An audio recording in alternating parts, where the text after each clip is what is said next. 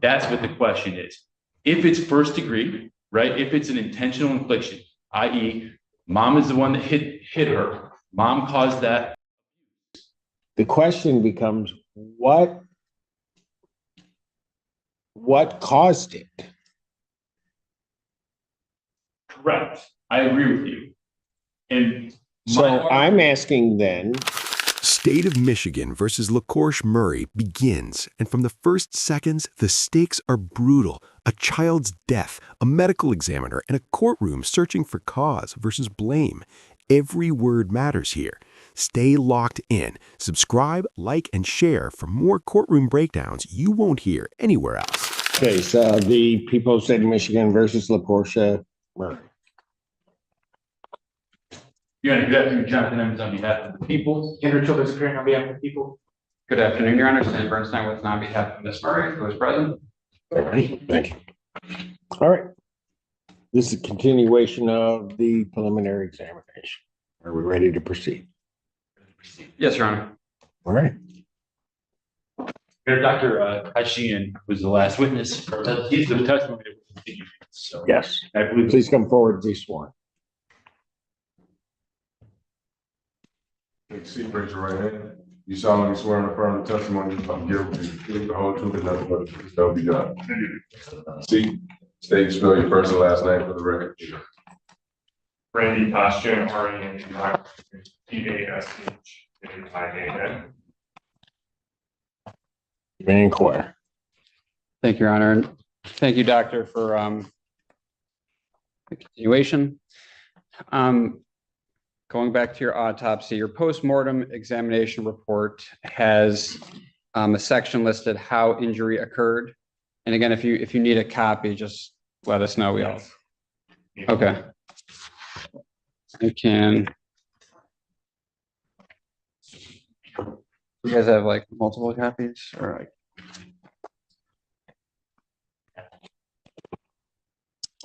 What are you referring to, the autopsy report? Your Honor, I'm referring to, it's like the middle of the first page. There's a section. It's called how. The post-mortem examination report is the document, though. Yes, Your Honor. Okay, appreciate it. Doctor, under that section of how injury occurred, list the descendant sustained non-accidental blunt trauma to the head and was subsequently denied medical care. It's the denial of medical care that I want to ask you a couple of questions about. Could you explain how did the denial of medical care relate to the death of the child? So someone who had these sorts of injuries would have exhibited signs and symptoms of a traumatic brain injury. And so had the decedent been given medical care appropriately, then he or she might have not succumbed to it. Okay. So you think that if medical care had been provided, then the injuries may not have been fatal? Can't say 100% for sure, but it would have improved the chances of survival. Okay. There's no way you could like put a percentage on it? Okay. But it's fair to say that you do think it was a contributing factor overall then? Which part, the denial of Yes. care? Sure. Okay. As a part of your final diagnoses, just below that, one of them lists moderate cerebral edema. And I think that's fancy language for swelling of the brain. Yes. Could you explain what you meant by moderate? It's more of a subjective kind of an assessment of the brain that essentially is based on how much swelling that I can see with the naked eye. Okay. So on a scale of like 1 to 10, 10 being the highest, and I know it's subjective, are we talking like the middle of that scale? Yeah, I would say, moderate would be somewhere between mild and severe. So. Okay. The subdural hemorrhages that you saw, they were those were things that you could see in the blocks that you looked at, like the slides? I saw them in the slide, but I also saw them without, like, I saw them as I opened up the skull. Okay, it's something that you could see when you lifted them up. Are you able to pinpoint for me which microscopic slides of those blocks that would show those hemorrhages? I have to refer back. Please, yep, of course. Blocks, I have to review the blocks to be able to say that for sure. Okay. But you think it would be most easily seen in A26? Yes, I actually described, listed that block as, I can read it all.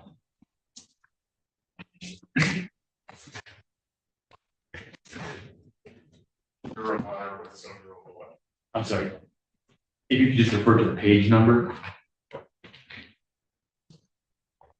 I only gave you 11.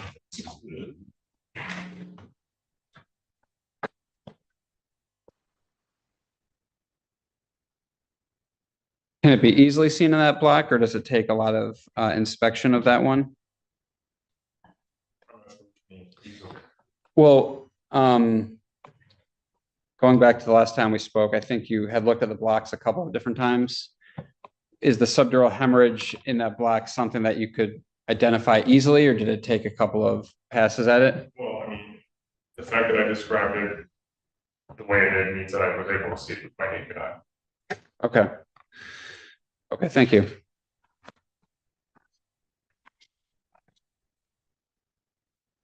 Part of your postmortem report states that there's evidence of, quote, systemic underlying infection. Could you tell me what the evidence of that systemic underlying infection was? So I've listed here in part four of this final diagnosis section, a number of findings that would be findings that would support systemic infection. Could I ask what makes it systemic? So it wasn't a localized infection. So when I talk about a localized infection, I would say, you know, there's an abscess on the right arm, for example, and that was it. But in this case, there were multiple areas or multiple systems, multiple tissues that were involved. Okay, where all in the body could you see the infection? So there were definitely abscesses microscopically in the soft tissues, skin, or I guess in the skin, soft tissues, and in the muscle, in the buttocks. So those would be one finding. Then there were other findings like fluid in some of the body cavities, which tended to be turbid or cloudy, which is another indicator. And then the urine was brown and cloudy as well. So that was suggestive of an infection of the bladder. Okay. We'll break some of that down, but could you tell how long the infection had been present for? Is that something you're able to determine? No, not really. All right. Would the underlying systemic infection contribute to the cause of death? It contributed to the overall kind of picture. So the cause of death was blunt head trauma. And these are all kind of associated findings. Could you tell me how they're associated findings? Sure. So I mean, the systemic infection child would have exhibited signs and symptoms of infection, for example, fever. If it was pneumonia that was kind of spreading, then there would be a cough or difficulty breathing, things like that. If it was a urinary tract infection, there would have been burning on urination, for example. So the fact that there was a systemic infection and no medical care was sought kind of goes back to that whole denial of medical care. Okay.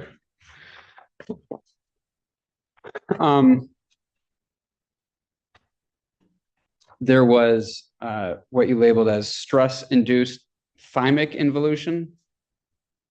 Could I ask what that is?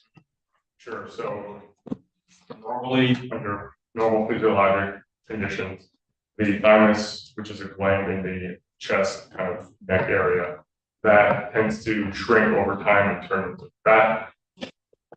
Situation like this where there is chronic physiologic stress, like an infection or malnutrition or things like that, the thymus tends to involute or shrink faster. And so, microscopically, there are findings or characteristics that would support that. Okay, that was going to be my next question. So the systemic infection could contribute to that condition, and malnutrition could contribute to that condition. Could the malnutrition contribute to that condition even in malnutrition over the course of a couple of days or a week? It would probably be much longer than that. This would be a chronic kind of thing, not necessarily an acute situation. Okay. And thymic, what does that mean exactly? Is that like a gland? Yeah, it's referring to the thymus, which is the gland. Okay. Here, the focus shifts to swelling of the brain and subdural hemorrhages, and the doctor is careful but firm. Moderate edema, visible bleeding, and expert judgment, not guesswork. This isn't dramatic TV testimony, it's clinical precision. Ask yourself, when experts explain harm this clearly, how much doubt realistically survives? In your report, there had been, you had a section on the gastrointestinal system. And in your report, you note that there were numerous tiny hemorrhages in internal organs. Is it fair to say your report does not suggest that this bleeding in the stomach was caused by blunt force trauma? Yes, that's correct. I guess so. There was bleeding in the stomach. Are you referring to those? There's on page 7. There's Yes. gastromucous exhibits normal folding architecture for multiple blanks, superficial or supermetric. Is that what you're referring to? Yes, on page 7. Yeah. Could the bleeding, is that related to the systemic infection? So those are not specific findings that you see in chronic stress situations, kind of like they're almost referred to as stress ulcers colloquially. So things like systemic infection, for example, is one cause. Burn victims tend to get them if they're in ICU for an extended period of time. Okay. Okay, so you think it could be related to this overall systemic infection that was going on? Either that or the chronic underlying conditions. I don't remember if malnutrition was one of them, but things like that would be what you could expect to see them associated. Would the hemorrhaging in the stomach, could that relate or could that contribute to the overall cause of death? No, I think it's more of a chronic kind of finding that you would associate with chronic illness or chronic physiologic stress. All right. There were a number of different bacteria that were found in the body. One of those, pronunciation, Moraxella catarrhalis. Moraxella. Take your word for it. What would be the cause of that bacteria in the child? So oftentimes postmortem blood cultures are not very reliable because number one, the body contains bacteria to begin with, and as soon as that occurs, then the body, because the bacteria begin to proliferate, and then obviously the environment outside of the body is also full of bacteria. And so oftentimes postmortem cultures are not reliable, so you'll get a mix of different species. So I think in this case, the number of different species kind of suggests that there's more contamination effect. So you think that this bacteria would be a contaminant in the child after the child had passed? Either from the collection process or from the decomposition process. Okay. But I'm guessing you guys like store bodies in a way that keeps them as preserved as possible, right? Like in cold temperatures. Yes. Would that reduce the chances that there be bacteria in the child or in a body? I mean, ideally, yeah, it would, but if the bodies are determined before we get possession of the body, then that's a different story. There was penicillium detected in the lung. Do you have the same answer for why that would be in the lung, or is that a different explanation? Let me see if there's anything in the lung that I noted microscopically. So I didn't see any inflammation in the lung, so it's microscopic, so that tells me that it's more than likely a contaminant. Okay. Meaning there was no infection of the lung. Is it possible these things were not contaminants, that they could have been there beforehand? They could have been there, you know, especially if the body started to decompose, could be, you know, after death. Could they be there before death? Both of those don't typically, they're not respiratory flora, which is the normal type of microorganism population that you would expect to see in a living person. So my guess is they're more than likely they're contaminated. But is it possible that they could be in a human being prior to a human passing?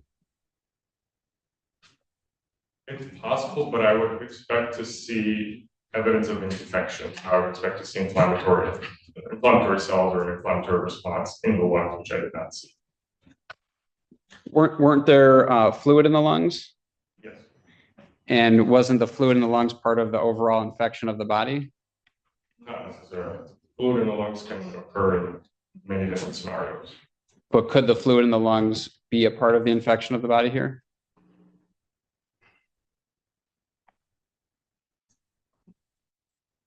I'm struggling to see how there could be a connection without there being inflammation in the lungs. Okay. You noted that there was, what I'm guessing is E. coli found in 2 different samples that you looked at. Which parts of the body do you know were those samples found in?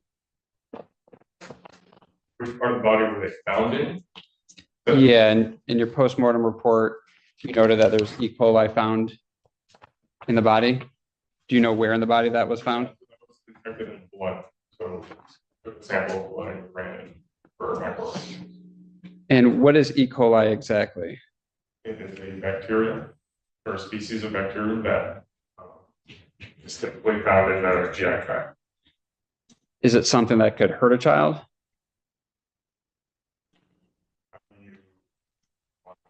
Define hurt. Is it something that could have a negative impact on their health?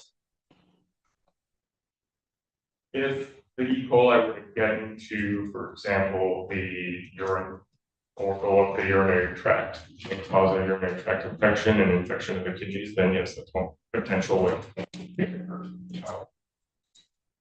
In this E. coli, that's something that was in the body before the child passed? No, I think these are contaminants because there's multiple organisms in the blood. Do you have these multiple organisms in the blood of all your people that you do autopsies on? We don't run cultures on everyone, so I wouldn't be able to answer that. Okay, so you don't have a baseline to determine whether these types of microorganisms and bacteria would be in all of your autopsies? No, but generally, the understanding is if there are multiple species affected, it's likely to be a contaminant, or they're likely to be contaminants. If there was one, that's more likely to be a true infection. You noted that there was urine in the body that was brown, right? Yes. What does that communicate to you? What can you infer from that? Well, brown and cloudy to me indicates that there was an infection of the bladder or the kidneys. So is it possible because there was an infection of the bladder and kidneys that there was E. coli in the bladder and kidneys? Yeah, in the bladder and kidneys it's possible.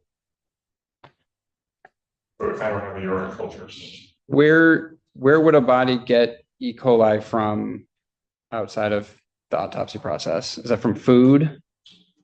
Fecal matter. Fecal matter? Like coming into contact with fecal matter?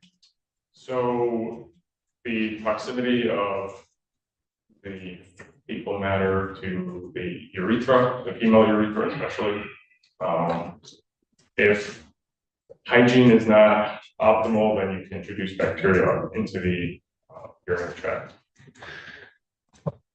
What if a person had, because Lariah had sores on her butt, right? And what if fecal matter came into contact with the sores on her butt? Is that how E. coli could spread into the body? If they're open bleeding wounds, then there's a chance that you can get E. coli into the bloodstream here. Okay. And you sat in on LaPortia's interview. Do you recall the part of the interview where she said that she believed that there was some poor hygiene because the child had been sitting on a toilet with poop on it? I don't remember that specific part. Okay, despite not remembering it, it's fair to say that, let's say, that situation was presented, then E. coli could spread into the body that way. Well, like I said, it would have to go through the urinary tract. Or, as you mentioned, if there's an open wound that's, in the skin, like there's a break in the skin, for example. In the urinary tract, it's close to the buttocks, right? Lariah presented to your office with a soiled diaper. Is having a soiled diaper for too long with fecal matter in it, that could get in the urinary tract, right? All right. There was an excess of fluid in the abdominal cavity. That's a peritoneal effusion. What is the significance of that finding? So it's kind of a soft finding or not specific finding that we see in infections or systemic infections. It can be seen in other causes too, or other, but in this context, it would be systemic infection. And could that negatively impact the child's health? Individually or on its own, I'm not really sure how it would, but as in reality of the infection, sure, have one additional finding. Well, if the fluid contains parts of the infection, it's in the abdominal cavity, that wouldn't be, something that has no impact on the child, right? And not necessarily, not all fluid is infected fluid. It's still be sterile. Was this fluid infected? We didn't culture that fluid. So we don't know for certain whether that fluid was infected or not. Right. Could that fluid be from a lack of urination from the child? Okay. How would the fluid get there from wherever it comes from? Sorry. How would the fluid build up there? Have to come through the vasculature, it would leak out through the vasculature. And what's that mean? What's that mean? Yeah, you said from the vasculature. Right, so that's where the fluid. So there's fluid in your vessels, right? So there's different types of fluids and components in the blood and in the plasma. And so when you have systemic infections or other sort of conditions like liver cirrhosis, some of that material gets pulled out of the vessels and into the open spaces or into the tissues as well.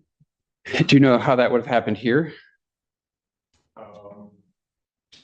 There's a complex physiologic explanation for it, yes, but again, the point is that it's in relation to this systemic infection. So the systemic infection, it really has a lot of impact on a lot of different areas. Well, it's systemic, so it affects a number of different areas and tissues and systems. All these things together with the systemic infection, with the different fluids, that has no contribution to the cause of death for the child? Cause of death, like I mentioned, is the blood head trauma. Well, do you think it could have weakened the body to the point where it couldn't kind of deal with trauma in a normal manner? No, I don't think so. I think the blood head trauma would have either made her unconscious or comatose, so I don't think having a systemic infection would have necessarily have any sort of relation to that. Well, would it weaken the body is what I'm saying. I think you said that systemic infection could cause noticeable symptoms, right? Like fever. What else kind of symptoms could it cause? It depends what the source of the infection is. So like I said, if it's in the urine or in the bladder, burning in the, upon urination, if it's in the lungs, difficulty breathing, shortness of breath, those kinds of things. So it could affect a lot of different areas. Would the systemic infection be impacted by, would it impact a child's ability to use the bathroom? When you say use, what? Like, would it constipate a child? Would it make it harder to urinate? Constipation, I don't think would have any sort of bearing or relation. But as I mentioned, if it is a bladder infection, it would make it painful or burning, or there would be burning or pain upon urination. Did you hear in LaPortia's interview her attempts at potty training? I don't remember if it was an interview or if it was before or after, but I believe there was mention of potty training, yes. And there was difficulties by the child to use the restroom? Yes, Do you think that could have been because of what's going on here? it's possible. Now the courtroom dives into bacteria, infections, and contamination, and the defense pushes hard. But the expert draws a sharp line. Multiple organisms without inflammation usually mean post-mortem contamination, not cause of death. That matters. It strips away distraction and pulls attention back to trauma, neglect, and responsibility. There was also, you wrote approximately 50 milliliters of brown fluid in the left thoracic cavity. Is that different than what we just spoke about with the pleural effusion or the peritoneal effusion? Is that something different?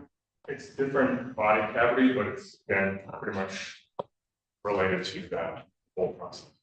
Okay.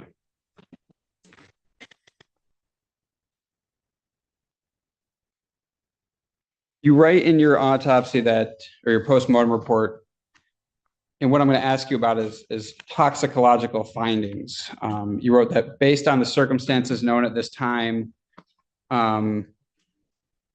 reported clinical history and collective postmortem neuropathological, histological, and toxicological findings, it is my opinion that the cause of death in this individual resulted from blunt force trauma. You stated earlier that in the toxicological findings, there was no drugs, alcohol, that kind of thing, right? Let me just report insertion on page 9. Yes. But you have this clinical history, and at the bottom of clinical history, it reads, reviewed medical records indicate intrauterine maternal substance use, including marijuana. Like what does that have to do with your bottom line findings here? Nothing. Okay, so That I reviewed medical records and history that I came across. why do you include that in the autopsy if there's a finding of marijuana that has no relation to your final opinion? Sorry, one more time. Like why do you include that in there then? Just to show that you reviewed it? I think it's significant in that it's part of the history. Even though she doesn't have a clinical history or a medical history, that was the only kind of significant one that I could find in the review records. Okay. In the clinical history, right, according to the decedent's mother, the decedent allegedly fell down half a flight of stairs, approximately 6 steps, approximately 1 week prior to her death. That's a statement that you gleaned from her interview with the police that you watched? I don't remember if it was from the interview, but it was from some police report, whether it was a summary of that interview or whether it was subsequent, I can't recall. All right. And you had testified previously that a fall downstairs could cause a subdural hemorrhage. But unlikely, especially if it's that few steps. Well, 6 steps. Are you saying that's a few? Do you know how high the steps were? Well, what if they were 10-inch height steps? That'd be 60 inches, right? Yes, but each fall would be 10 inches. There wouldn't be a fall from 60 inches down to the floor. Well, how do you know though? You didn't run any experiments to see if these were possibilities, right? That's correct. You heard everything that Miss Murray stated to the police when you watched the interview. Right. You listened carefully to what Miss Murray said when she was interviewed by police, right? And I think you read the police reports otherwise. In addition? Yes. Yes. There's nothing in the postmortem examination report which says that Miss Murray stated that, you know, she caused a blunt force trauma to the head, right? Yeah. There's nothing in your postmortem report that specifically says Miss Murray engaged in physical abuse towards the riot.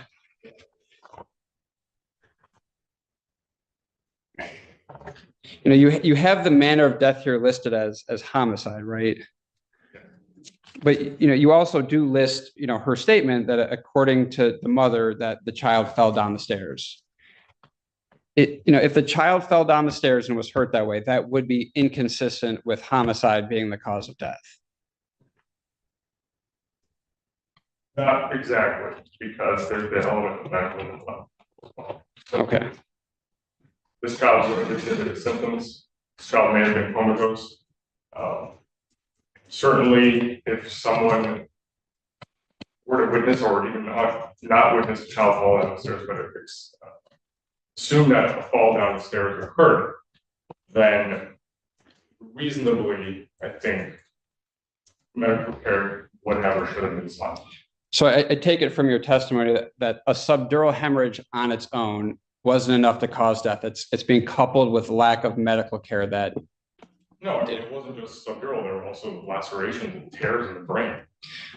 Well, let me just ask a question though. So take the lacerations, the tears, the subdural hemorrhages, you know, whatever medical terminology that it's there. Is it fair to say, based on what you're telling me right now, that that's not enough? It's coupled with the lack of medical care following it that was the cause of death.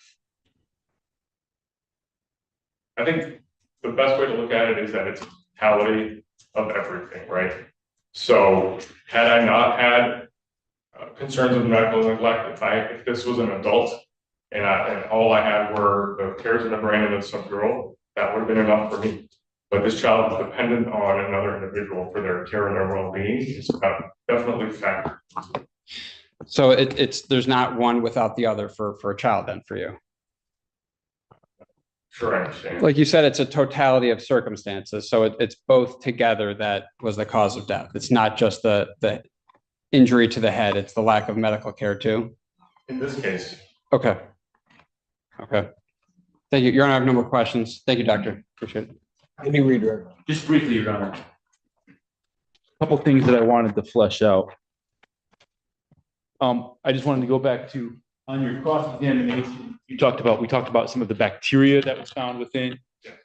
Of all the bacteria, whether it was there prior to death or a contamination issue after the death, would any of that have caused the brain bleeds?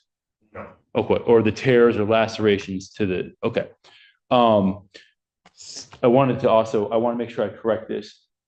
Lariah came from the scene where she was found, her home, to the hospital and then to U of M, correct? I believe that was the sequence, yes. And I'm sorry, when I say U of M, I'm talking about your lab. Okay. You were asked on cross-examination about a diaper. Isn't it true she was wearing underwear, soiled underwear? That's correct. Okay. Okay.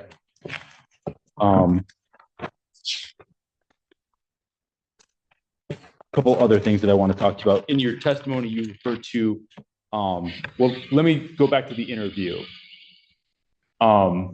Testified earlier on your cross-examination about your involvement with the interview. Is there anything you've had now a little bit of time to reflect. Is there anything that you think that you might need to correct about, your involvement in that interview process? So, yes, so I initially, when I was asked, I believe it was on Ross, what kind of questions or discuss, or what topics were discussed. And the only thing I could remember at the time was related to the head trauma and the findings in the head. Reflecting back, I do believe that there were also discussions about the body temperature and the length of time between when EMS or first responders arrive and the time of death. I believe those were also topics that were brought up during the interview that I think recall during the process. Okay. And do you remember, did you take any notes or would you have taken any notes as a part of sitting in on that interview process? Okay. Is there anything when you were there listening to mom that gave you the aha, that explains everything? Okay. You also testified that this case for you was complicated. Can you kind of elaborate what made it about Lariah? What made this case complicated for you? I mean, the circumstances, this is a 2-year-old who's mobile or presumably mobile with a developmental dysfunction or delay. So, of course, having to rule that out as well, this is, the story being that she fell downstairs, and that had to be taken seriously and evaluated in the context of the findings, both at autopsy and investigation. And what made it complex, or just one facet of it, was that had she been a 6-month-old or a 9-month-old who was not mobile, it would have been a lot more straightforward in terms of, potential causes or potential ways that trauma with the head could have occurred. Towards the end of the questionings on cross, we talked about the totality of the injuries and the denial of care plus the brain bleeds. And I just want to separate something out. If, hypothetically speaking, if somebody came and punched Lariah in the head or shook her or did some damage, does the denial of care, that in of alone could that have been a source of the brain bleeds? Like direct blunt force trauma. Yes. Okay. And with that, at that point in time, it would have been homicide if she would have died from those, regardless of the denial of care. Yes. Okay. Either way, is it your testimony that whether it was some kind of maybe self-propelled injury or some kind of intentional infliction injury, there would have been behavioral changes in Lariah? Yes. Okay. And that's what you're getting at. Somebody should have picked up on that. A caregiver should have picked up on that. Okay. Just a moment, Your Honor. Yes, sir. I don't have any other questions. Any follow-up?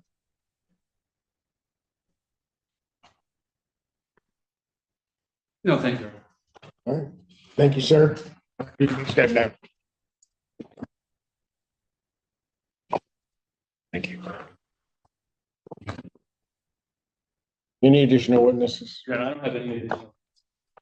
Thank you. We've already taken the testimony of several other witnesses. Pardon? Taking the testimony of several. I'm aware of that. Any? No witnesses, Your Honor. All right. Do I have a motion? Your Honor, at this point in time, I'm going to motion to defendant, motion to court to bind the defendant over on the charges of containment claim. Respond. Your Honor, we submit to the court that the proofs just aren't there for showing that Ms. Murray engaged in a knowing and intentional act that resulted in the injury. A lot of what's here is opinion, it's speculation, it's fill in the blank. What's missing is probable cause with proofs that there was a knowing and intentional act, which is required for the first degree child abuse.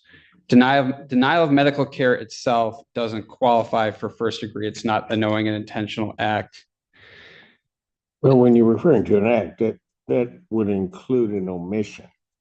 I don't think so for first degree child abuse, Your Honor. I think it certainly hits a different child abuse degree. I just don't think it gets us to number one here. All right.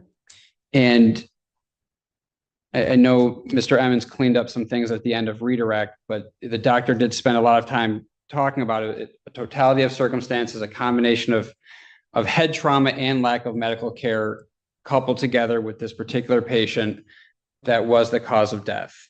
And if the denial of medical care is not something in and of itself that could qualify for first degree child abuse, then I don't think we can say that the cause of death necessarily was a head trauma itself. But I've obviously already, our original position is that the proofs, as Detective Sinks acknowledged, there's no admissions, there's no eyewitnesses. There's nothing that we can say or point to says this was the knowing and intentional act that resulted in the injury, Your Honor. At the end of the day, being honest, I can concede that there's other degrees of child abuse within this fact pattern here.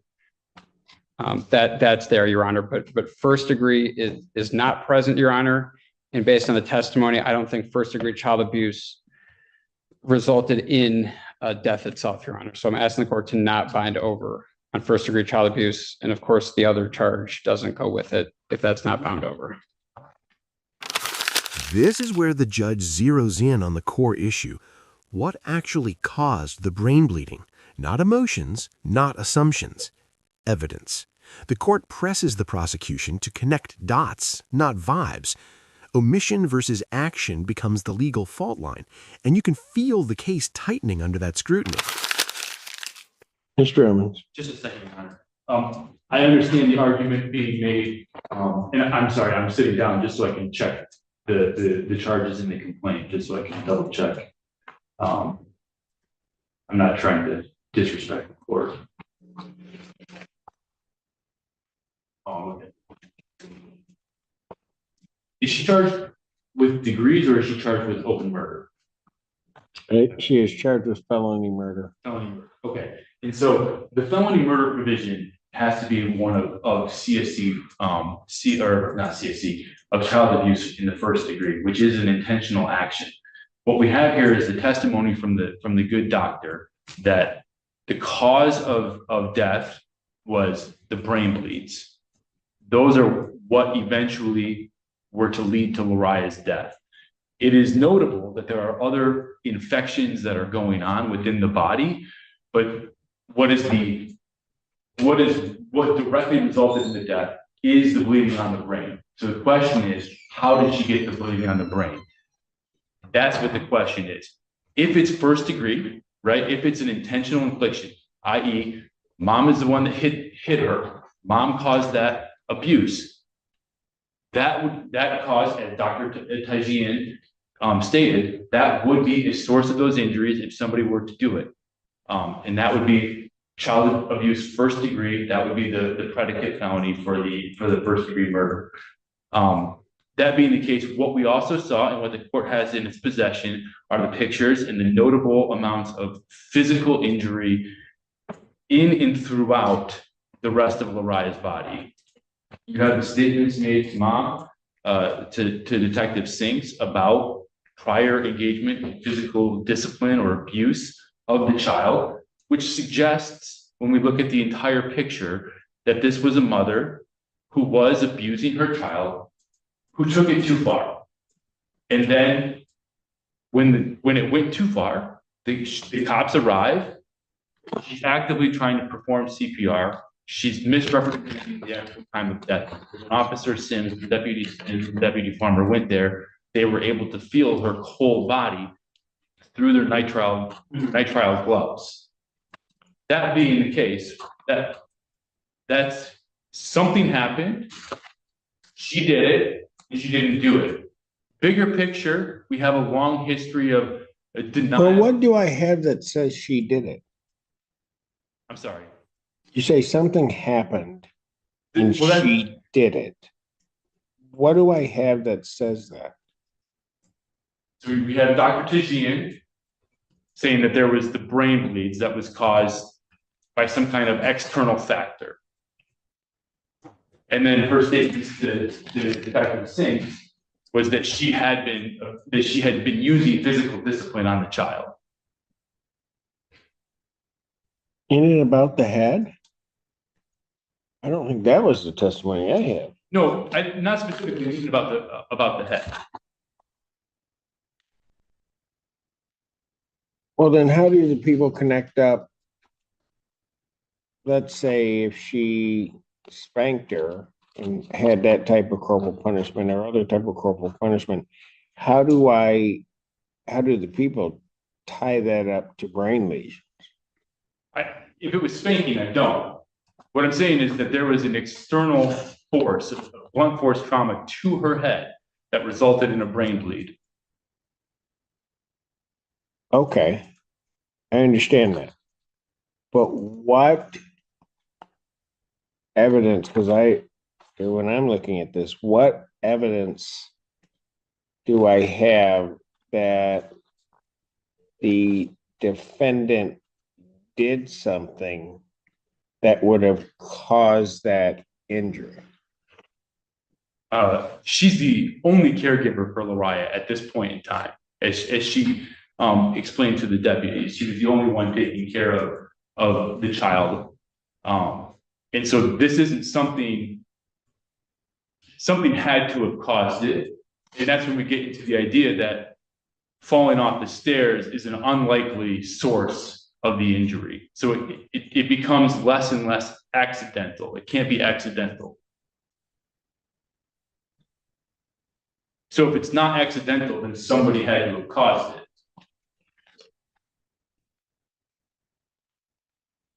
Okay, but how do I get to this defendant being the one that knowingly would have caused that? Just a second, Your Honor. So, right, and so we go back to Detective Singh's statements, right? She noted, I think to Deputy Farmer at the hospital and then to Detective Singh, that she knew that something had happened, right? And that there was this noticeable change in behavior. And then she didn't do anything about that. And so it's that inference that when she didn't do anything, that inference of guilt that she had done something to her that caused the brain bleed. Say that again. I mean, isn't that, I mean, but where do I make that connection? Because it seems to me that if I know something or the defendant knows something has happened and doesn't do anything, that is what I was speaking with Mr. Bernstein about, the omission, as opposed to some overt act on her. Unless you're claiming that upon noticing that her failure to get medical care for the child is an act that causes the physical harm to the child. But I don't think that was said either. And I think that if that's the case, that takes me to a different degree of child abuse, doesn't it? I'm sorry, I got you until I didn't. If you could just repeat that one more time for me. The whole thing. I know You're arguing that something happened. Right. And that then you weave into that the defendant did not get care for the child. Correct. I don't think you're arguing that her failure to get care amounts to the first degree. No, thank you. What you're arguing, it seems to me, is that her failure to get care for her child, the court is supposed to use that as some type of evidence that she intentionally did something. Yes, I think that's a reasonable inference to make, just as if we use the flight instruction for somebody who flees from the scene, right? Her failure to act when she first started noticing these symptoms, right? Because she knows, I think Well, but hold it, what? I don't know how I get there. Because I don't think that what the one thing you're saying means that next thing. I mean, because you're saying her failure to act somehow tells me she did something. That's a leap. I mean, it's a huge leap. I mean, and it's equally as plausible that something could have happened to the child. She recognizes that something's going on with the child, but then doesn't do anything. And isn't that really what we're saying? Because we don't know what happened to the child. And what I believe the evidence has demonstrated is that the defendant was the caregiver. Give me every piece of evidence that you believe you've elicited that tells me that this defendant caused the blunt force trauma to the head. I mean, I can see there's no statements or anything that suggests that. That's not what I'm saying, Mr. Evans. Give me every piece of evidence by which you want this court to draw the conclusion that the defendant knowingly and intentionally committed blunt force trauma to this child's head. The prosecution argues inference, sole caregiver, changing stories, delayed care. But the judge pushes back hard. Probable cause needs more than suspicion. Without proof of a knowing, intentional act, first-degree child abuse starts to crack. This exchange shows how high the bar is, even in heartbreaking cases like this. All right, so if I start with Dr. Taj's examination, he finds the brain bleeds and the brain lesions in the brain. And that has an external source. That's what he, in his opinion. I understand that, Mr. Evans. I'm asking a very specific question. You're asking me to somehow and or another draw the conclusion that this defendant did some act that caused those injuries. I don't think it's disputed that the injuries are there. Right. The question becomes, what caused it? Correct. I agree with you. And so I'm asking then, give me each piece of evidence that people have that says this defendant caused it. And so it's a series of inferences based on what happens after the fact, because we don't know what happened because mom didn't do anything. Then give me your inferences. Give me the facts and what inferences you're drawing from it. Because what I'm getting is that you're drawing inferences by really what would be an omission to act. And I'm saying that the inference of physical abuse comes from the phone call to 911, right? The officers respond. Mom says that she had only just died. But Trent Sims and Alex Farmer walk in there and notice that Lariah is cold to the touch. Dr. Tajin says she had been there for hours. She must have been there for hours. When the officers arrive. How, Mr. Emmons, I have what I think are copious notes regarding the evidence and what was testified to. That's not my question. My question, simply put, is tell me something that tells me she did it. Because she's the only caregiver. But there are other people there. After the fact, they were, After the fact? well, you're right. I know, but there are other people there. Not at the time that Dr. Tajin says the child actually passed away. Other than the other children. There's no other adult at that time. The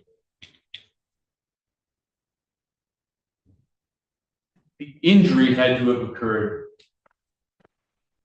a couple of days prior to that. How do I know that? Dr. Tajin testified that when we got into the details of the forensics, when he was talking about the amount of blood that he found in the skull. Okay, That would have so, something that- but doesn't that make your case worse? But then again, she's again the only adult caregiver through that period of time. Okay, but Mr. Emmons, you're asking me to say this person knowingly did something that that is something different than an omission to act on behalf of your child. And initially, you're saying, when you talked about the 2 hours, where I thought you were going was there's a very small window at which she being the defendant, would have been the only one that would have been caring for the child. Now saying that it's 2 days, the reality is I don't know who's around that child, do I? Or what evidence do I have as to who's around the child? Again, I'm trying to draw a distinction here between what we're using the omissions for, right? And it's the omissions to act versus I'm sorry. And let me just rephrase it. It's active misrepresentations about what had happened. I believe, if I recall correctly, that in her statement, Detective Sings testified to was that she was the only caregiver for Lariah for a period of time. Deputy Farmer had testified that I believe that he also said that she was the only caregiver when she noticed that she wasn't eating for about a week, right? And we know that I believe that she told Detective. But the eating and drinking is not what killed the child. You're right. You're right. But I'm saying, I'm trying to bring it in that she's the only adult caregiver for this period of time that we're concerned about. With that being the case, right? She's actively misrepresenting what had happened because she's scared of the abuse about them discovering the physical abuse. So that's why she's not involving the police. That's why she's not taking Lariah to the hospital. That's why it looks as if she's performing CPR when the officers arrive on a child who's been for several hours ahead of time. And so the act of lies have to be the evidence that she had engaged in that intentional act, or it's not. And then we talk about second degree, which then gets to the appropriate purpose for the omission.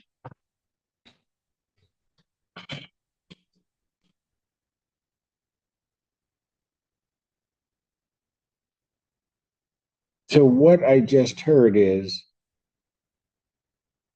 you are claiming that the omissions are the act. I'm sorry, just for second degree? For second degree? No, I'm saying I'm saying the not going to the hospital, telling the lies to the police is an attempt to cover up the physical abuse.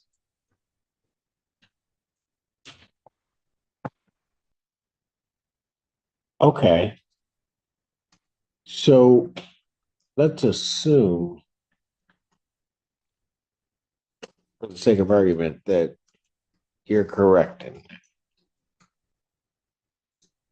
Even if I make that assumption,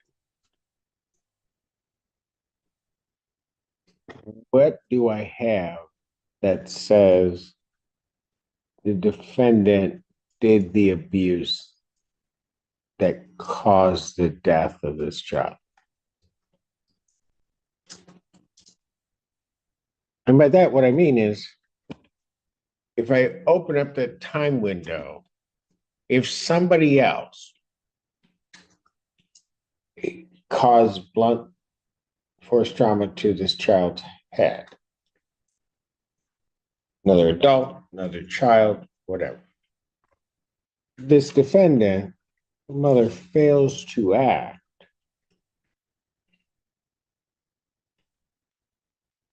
and doesn't, whatever her motivations are. Let's say she's protecting one of her children. Let's say she's protecting one of the other adults that comes by. Let's say she's doing all of those things.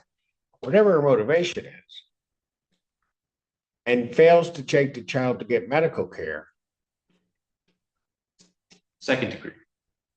Yeah, and it's not first degree. That's your argument. And I'm saying, Because I don't, tell me something that says she did it. because why else would she lie about what had happened? As I just said, it could be to protect somebody else. It could be to protect a child. Why else would she do it? Who knows? But it's not her burden, nor the burden here, to say why else would she. Your burden is you have to show me that she did, at least to some level. I mean, you're asking me to bind her over and find probable cause based upon a negative.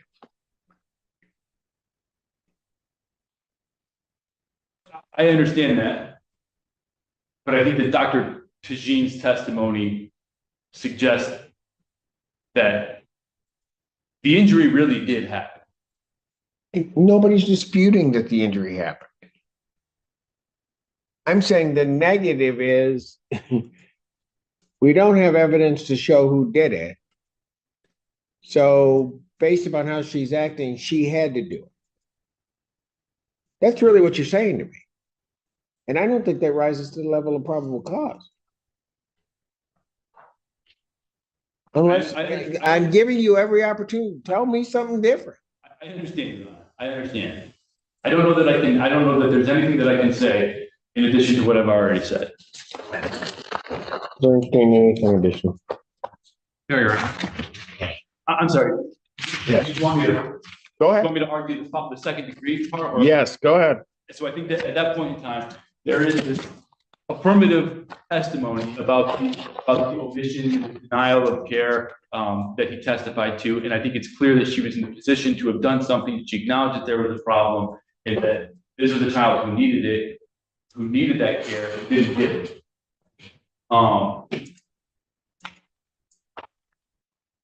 In that those actions, seeing the decomposition happen as required under the element, created a very high risk of death or great bodily harm. And obviously that happened. If you understand. Urchin, did you want to make any argument as to second degree? Sure.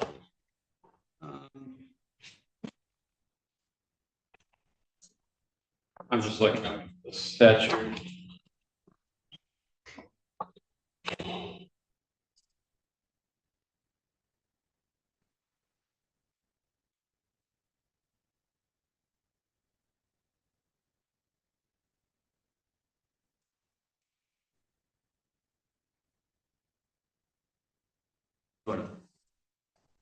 If you want to see it on the computer, Sam. I found it. Okay. We're good.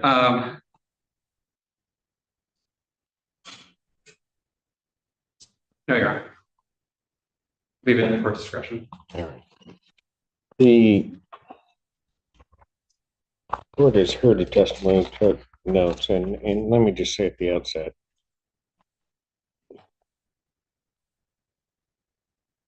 that what happened to this child is indeed disturbing.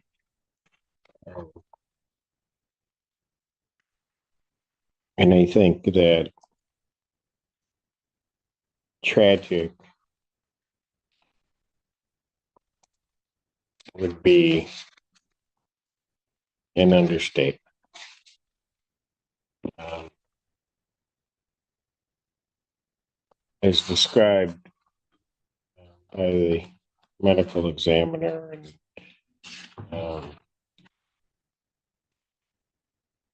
the officers that arrived on scene.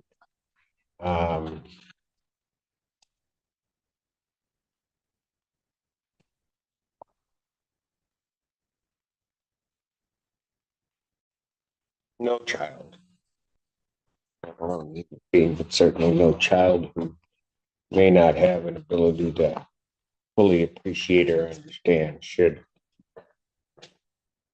have had to suffer in this way.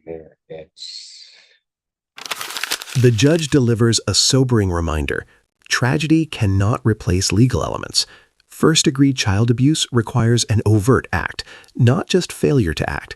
Without that predicate offense, felony murder cannot stand.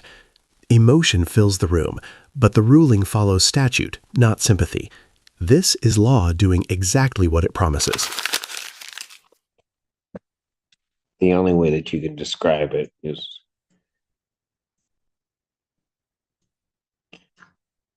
a suffering that,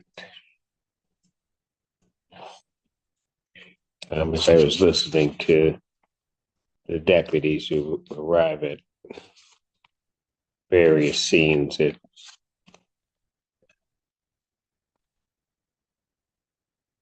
seeing that little one's body, how even all this time period later, it still shook them up.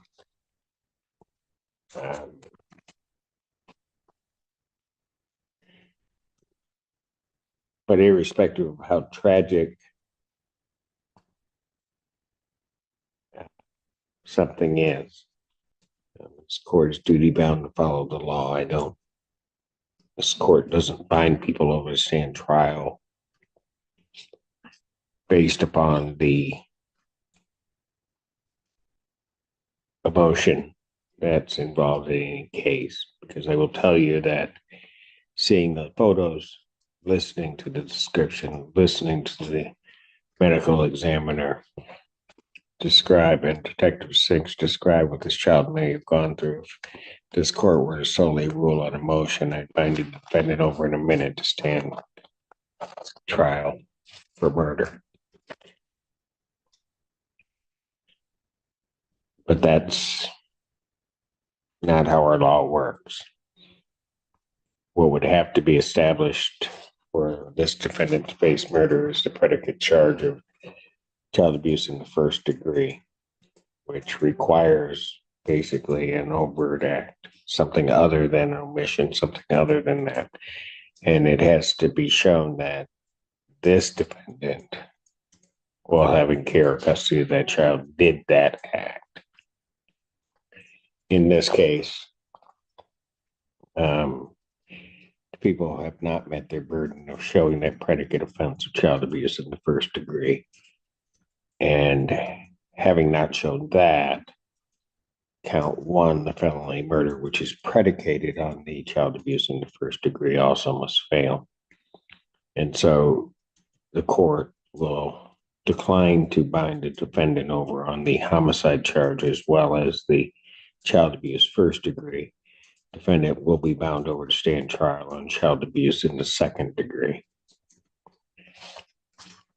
In this case, because that the court does believe the people have established. Yeah, I'm sorry, are you also binding over on homicide in the second degree? You're doing homicide second degree? I'm sorry, I thought I articulated that. That's the death plus the omission creating a great risk of bodily harm would be the charge.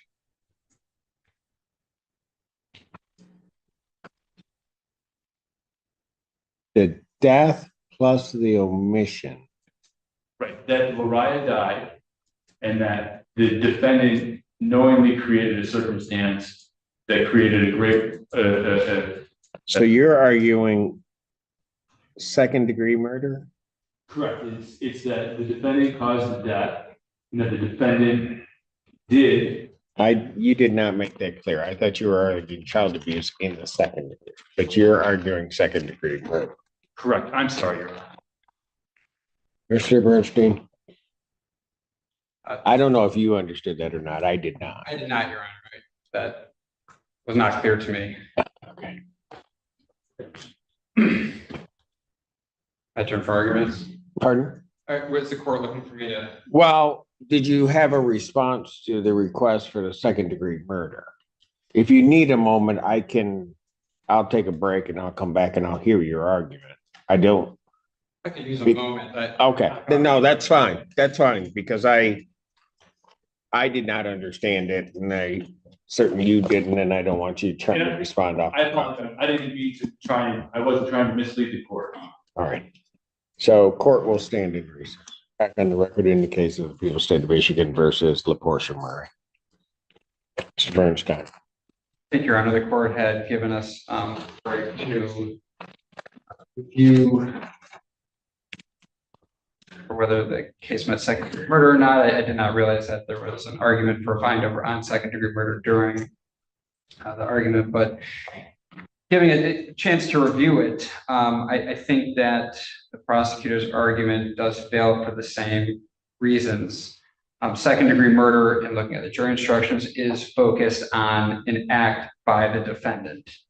And we still don't have an act by the defendant that would rise to the level of second degree murder. Part of the jury instructions, first, the defendant caused the death of the deceased. That is, that she died as a result of state act or alleged act causing death. There are several states of mind listed in the jury instructions as one or the other requirement for second degree murder, but all of those are centered around a likely result of his or her actions. And we still don't have the action causing death. I think it's still just an omission to that. I don't want to argue against myself. I don't want to help the prosecutor's argument, but I think what they're really arguing is more of an involuntary manslaughter, failure to perform a legal duty. That seems to fit what is going on here, a gross negligence omission. But second degree murder, it fails for the same reason that first degree murder fails, that the act that would result in death or high likelihood of death is still missing, and absent that death, there can't be PC to bind over, Your Honor. So I'm asking that the second degree murder argument fail for bind over. Mr. Evans. Thank you, Your Honor. I understand the argument. So I think appropriately then officially for the record, I'd be asking, knowing that the court's not inclined to bind over on the counts 1 and 2 as charged, it would be added counts 3 for second degree murder, 4 for involuntary manslaughter, 5 for the child abuse second, and 6 for child abuse third, in the third degree. And the idea here is that the elements of second degree did cause a death by, and in this case, as Dr. Taj testified, the denial of medical care. Knowingly or created a very high risk of death or great bodily harm, knowing that the death or harm was a likely result.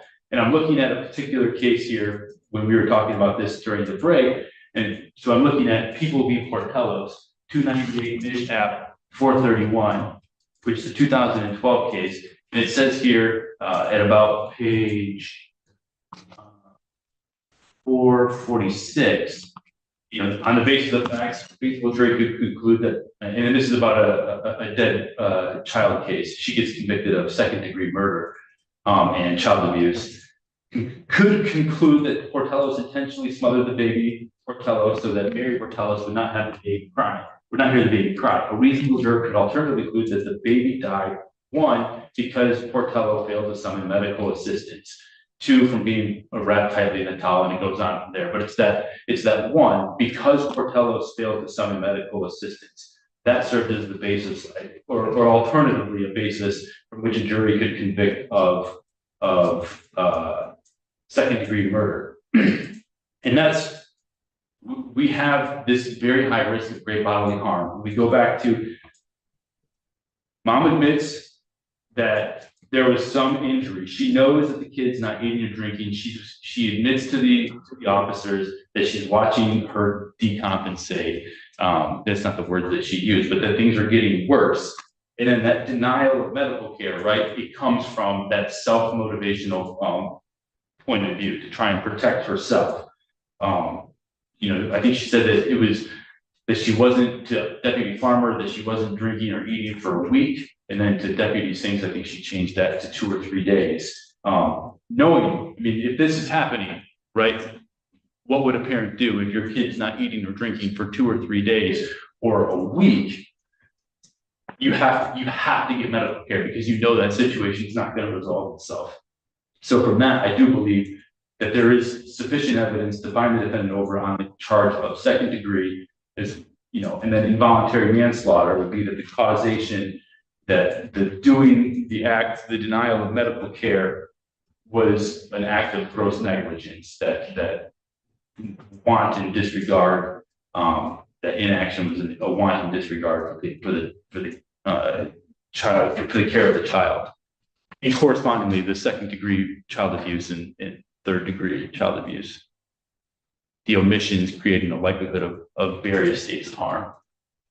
So for those reasons, Your Honor, I'm asking the defendant to bind the defendant over on those added counts. So the act that you're predicating second degree is really the omission? The denial of medical care.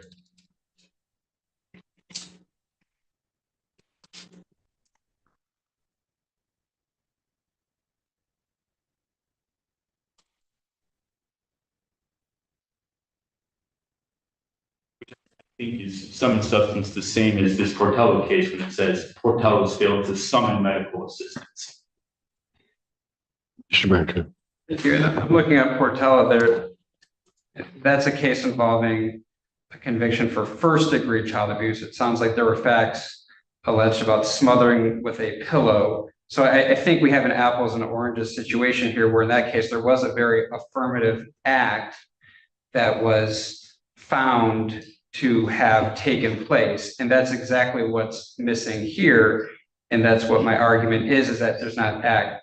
I think there is acknowledge that there was an omission here, but now it's being labeled an act so that it can backdoor into second degree murder, but that doesn't change it from an omission, Your Honor. And so I think there's a sufficient distinguishing from this Portello case that involves a parent who did a recognized act that caused an injury, and that one of the theories of medical care seems to piggyback from that and is not the central theme of that case, Your Honor.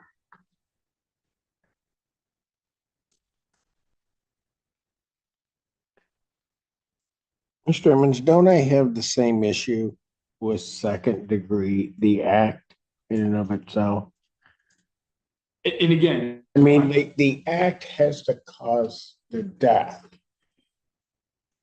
And what I have here, according to the medical examiner's report, is that the act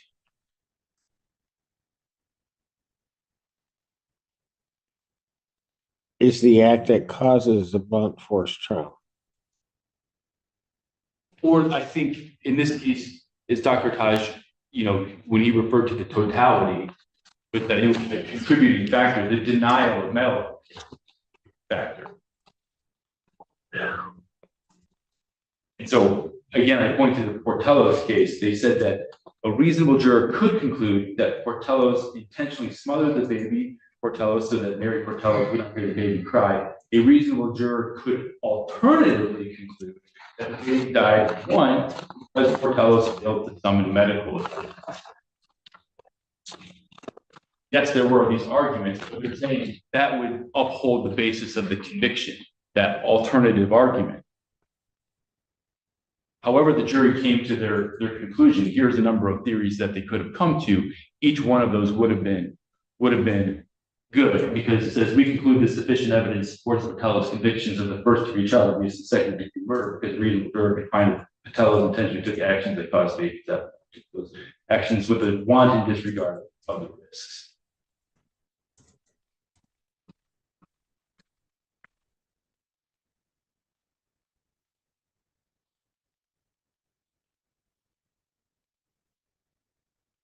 But, and I haven't read that case, but doesn't it seem, just based on what's described, that the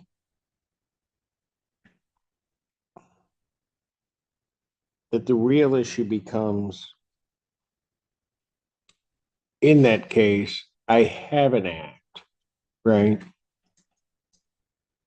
But then that the jury, and you have to help me, and maybe I need to go back and read that case, but I have an act of the smothering. And then the court is basically saying a juror could find, or a reasonable juror could find, that it was the act of the smothering itself, the act, or based upon that act, the failure to get medical care. Right? Right. Now the case pivots instead of ending. While homicide and first-degree charges fall, the court binds the defendant over on second-degree child abuse. That means real consequences remain. Neglect still matters, even if intent can't be proven. This isn't an acquittal, it's a narrowing, and the danger isn't over.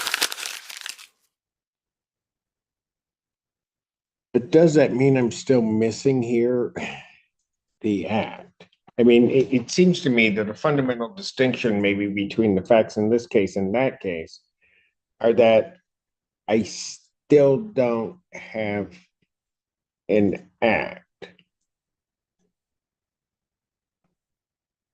So hypothetically in this case, and I'm not at all saying this is what occurred, if Miss Murray had taken an object and struck the child ultimately dies. Maybe weeks later, however much later. In that instance, certainly there is an act, and then the conclusion as to what caused the death either was the actual striking or the failure to get medical care.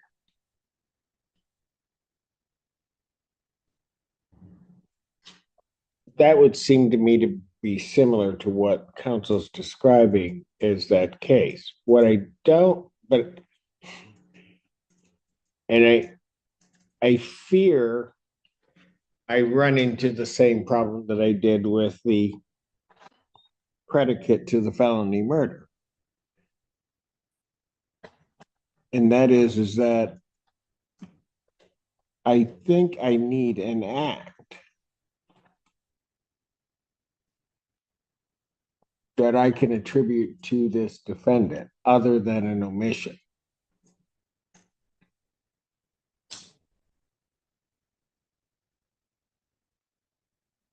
Mr. Bernstein, that's your argument.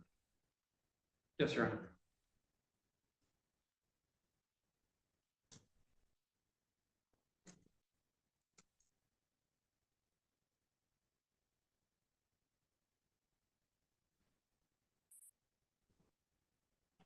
I mean, Mr. Emmons, if you think I'm looking at that case that you cited as in the wrong way, tell me. But I mean, it's a difficult case, right? Because they charge her with first degree murder, and the jury comes back second, and then they have to justify sort of, and that's why the Court of Appeals says, look, they affirm the conviction for second degree murder, and then they lay out, this is it. right? Either it was like the smothering, or it was this failure to call for medical assistance. And so it's that term that piques my interest in the same sense that it's. No, I think I hear you, but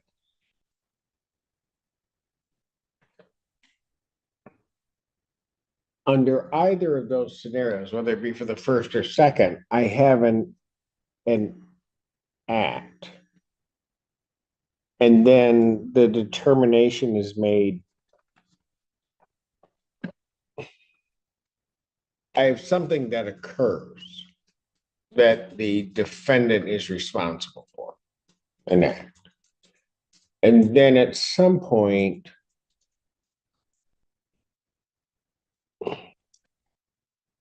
isn't really the jury in that case either saying, because of that act, the jury could conclude it was the act itself that caused the death. So asphyxiation, I would imagine, under suffocation in this instance, right? And if the jury concludes that that is what caused the death, then at least if I equate it to this scenario, the jury also properly could have found that that's first degree or felony murder, right? Or what the jury could say is it wasn't that did it, it was the failure to obtain medical care, which then may knock that down to a second degree so that there's a basis upon which the jury could conclude second degree.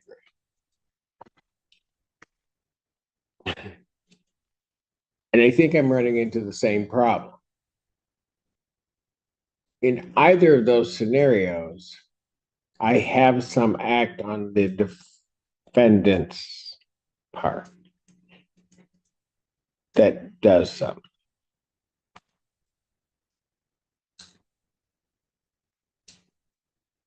So I don't.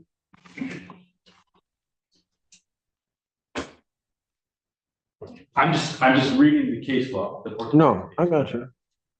And so that case, the medical examiner determines that the child dies of asphyxia, Okay. right? And so that obviously it didn't happen. That's not natural. It didn't naturally happen, right? Okay. So they concluded, just like in this case, the injury to the brain just didn't naturally happen. But then the jury comes back with the second degree conviction. Court of Appeals, they just say that one of the possible paths there is this failure to summon medical assistance. So I don't see the words, like, I don't know that they don't ever tie that there was the action. They just say they could have found that maybe she failed to summon medical assistance. So you would say that under that case, and again, I've not looked at it, and maybe I need to take a look at it, but that under that case, that had it been a total stranger that had come along and asphyxiated the child, that there still could have been a second degree murder. Not for the mother. Right? Like, right, because I want to make sure that no, that's what I'm getting at. And I think you might have answered my question, because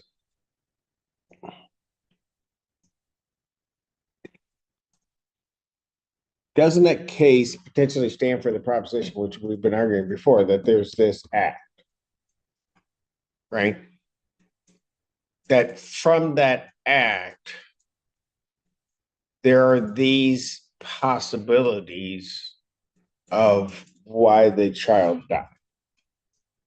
But it's the defendant's act.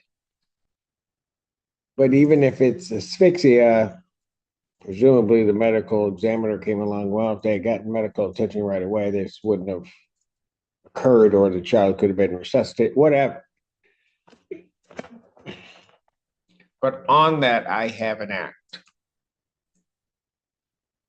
And that's where I look at the Portello's case and if they're saying because for failed to summon medical assistance, it's that failure that they keep referencing.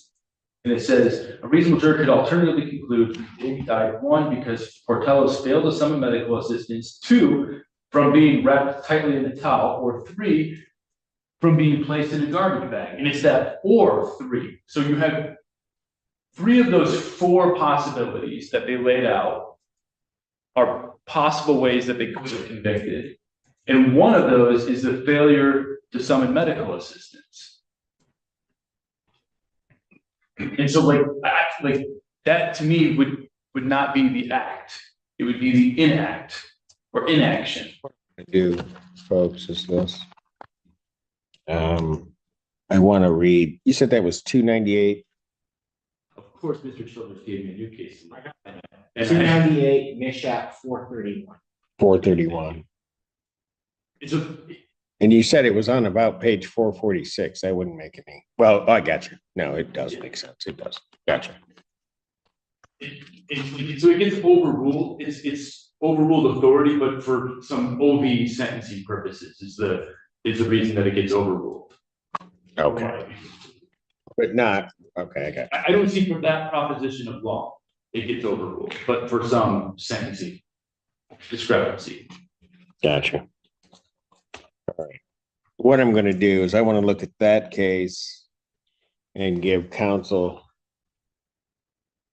at least an opportunity to present to the court any other information that they may have regarding that would substantiate a second-degree murder.